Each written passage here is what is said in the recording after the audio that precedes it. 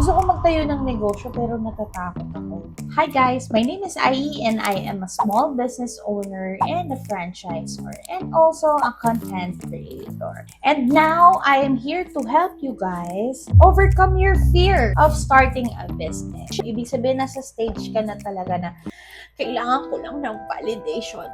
Nakita ko yung video ni Ai. Ganun. Number 4, surround yourself with support.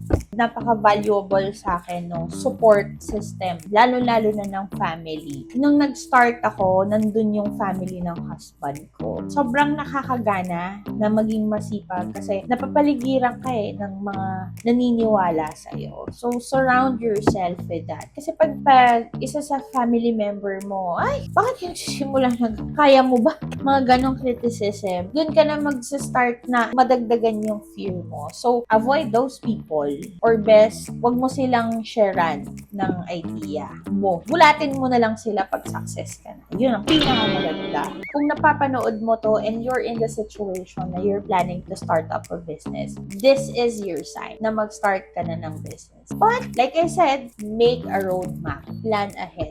Make a business plan. Ang paniniwala ko sa totoo lang, if ang mindset mo sa pagnenegosyo bahala na, you're not doing business. You're gambling. Okay? So that's it, guys. Thank you so much for watching this video. If you want to learn more or know more about business tips or anything na under ng aking niche, feel free to comment below, subscribe, follow my Facebook page, join my community Millennial Negosyante, and subscribe here because we millennials are the future success stories. Bye-bye!